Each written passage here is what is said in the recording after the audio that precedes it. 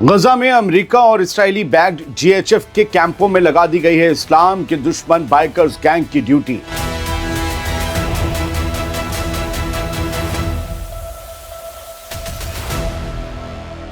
मैं कभी नहीं कहता मगर आज कहता हूं कि रिपोर्ट आप शेयर जरूर कीजिएगा ताकि गजा में चल रहे गंदे खेल से हर कोई वाकिफ हो जाए। गजा में राहत बांटने के नाम पर एक नया स्कैंडल खुल गया है। बीबीसी की तहकीकात ने ये बताया है कि इन्फिडल्स एमसी नाम का एक अमरीकी बाइकर गैंग जो खुलकर इस्लाम से दुश्मनी का नारा लगाता है और क्रूसेडर क्रॉस को अपना निशान मानता है, उसे यूएस के मर्सिनरीज ने हायर किया और गजा भेज दिया।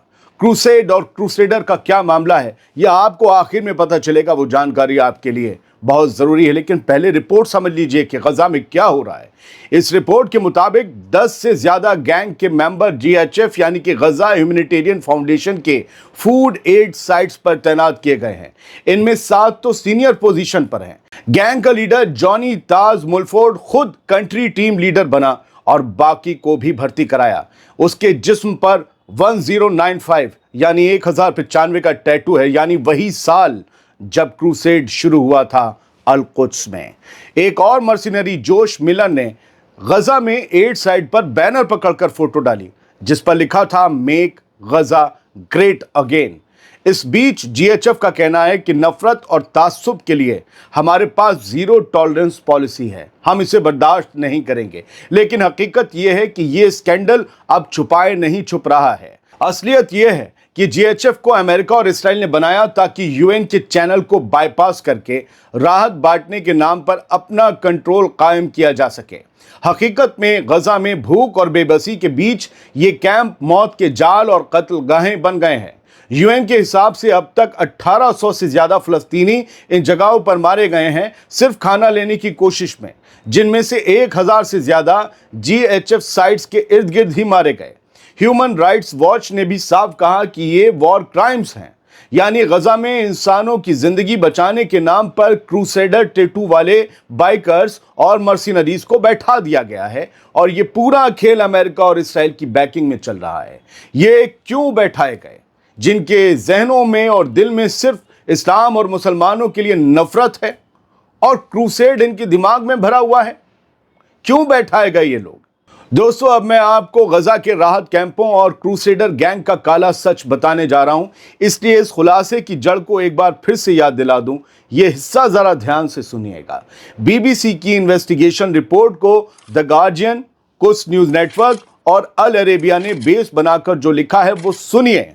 गजा में इंसानों को बचाने के नाम पर जो ड्रामा चल रहा है उसकी असलियत अब पूरी दुनिया के सामने आ रही है। गजा ह्यूमैनिटेरियन फाउंडेशन यानी जीएचएफ बार बार दावा कर रही है कि उसके पास जीरो टॉलरेंस पॉलिसी है, लेकिन हकीकत यह है कि उसके राहत कैंपों की सिक्योरिटी एक इस्लाम के दुश्मन गैंग के हाथ में सौंप दी गई है। ये बाइक्स और मोटरसाइकिल पर चलते हैं। इनके दिलों में इस्लाम और मुसलमानों के लिए सिवाय नफरत के और कुछ नहीं भरा और ये गैंग बेहद खतरनाक है। अब इस गैंग और इसकी करतूतों के बारे में जरा डिटेल में जान लीजिए। ये गैंग है इन्फिडल्स एमसी। इन्फिडल्स एमसी टाइप कर लीजिएगा। इसे 2006 में अमरीकी फौजी वेटरन्स ने बनाया था, यानी जो लोग फौज में रह चुके थे। किस नफरत से वो उन्होंने फौज में ड्यूटी की होगी, क्या इराक, अफगानिस्तान और कहाँ। उनका सिंबल है क्रूसेडर क्रॉस, यानी वही क्रूसेडर जिनकी लड़ाई मुसलमानों से यरूशलेम पर कब्जे के लिए हुई थी 1095 ईस्वी में। उसकी हिस्ट्री नीचे है, बताऊंगा। ये गैंग आज भी इस्लामोफोबिया फैलाने से बाज नहीं आता। ये गैंग रमजान के महीने में खंजीर के गोश्त की पार्टी करके इस्लाम का मजाक उड़ाता है। फेसबुक पेज पर खुलेआम नफरत भरी बातें लिखता है मुसलमानों के खिलाफ।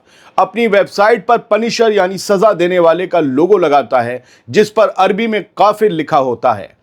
Council on American Islamic relations यानी CAIR के एडवर्ड अहमद मिशेल ने बिल्कुल सीधी बातें कहते हुए कहा कि गजा में राहत देने के लिए इन्फिडल्स गैंग को रखना ऐसा है जैसे सूडान में राहत बांटने का काम ट्रिपल के को दे दिया जाए। अब ये ट्रिपल के का मामला आप गूगल करके पढ़ लीजिएगा। ये नतीजा, वो कहते हैं कि ये नतीजा वायलेंस को और ज्यादा बढ़ाएगा और वही गजा में हो भी रहा है। कितना खून खराबा हो रहा है। खासतौर से जीएचएफ की साइट पर मदद लेने वाले लोग जब मारे जाते हैं तो सवाल उठते थे अब ये खबर उन सब का खुलासा कर रही है। असलियत और भी डरावनी है। 40 से ज्यादा गैंग मेंबर सीधे यूजी सॉल्यूशंस के कॉन्ट्रैक्ट में गजा भेजे गए। इसका लीडर जॉनी टाज मुलफोर्ड वही शख्स है जिसके जिस्म पर 1095 का टैटू लगा हुआ है, यानी पहले क्रूसेड का साल। इसने अपने जिस्म पर क्रॉस और इन्फिडेल्स लिखवाया हुआ है। यही मुलफोर्ड अब कंट्री टीम लीडर बनकर जीएचएफ के राहत कैंप चला रहा है। इन मर्सिनरीज को रोजाना $980 से लेकर $1580 तक भारी भरकम तनख्वाह दी जा रही है। इनके पास बहुत ही एडवांस्ड हथियार हैं। इन्हें तैनात करने का नतीजा क्या निकला है वो समझ लीजिए। मई के आखिर से लेकर 2 सितंबर तक 1135 फलस्तीनी बच्चे, औरतें और मर्द सिर्फ खाना लेने के दौरान जीएचएफ साइट्स के इर्द गिर्द मारे गए।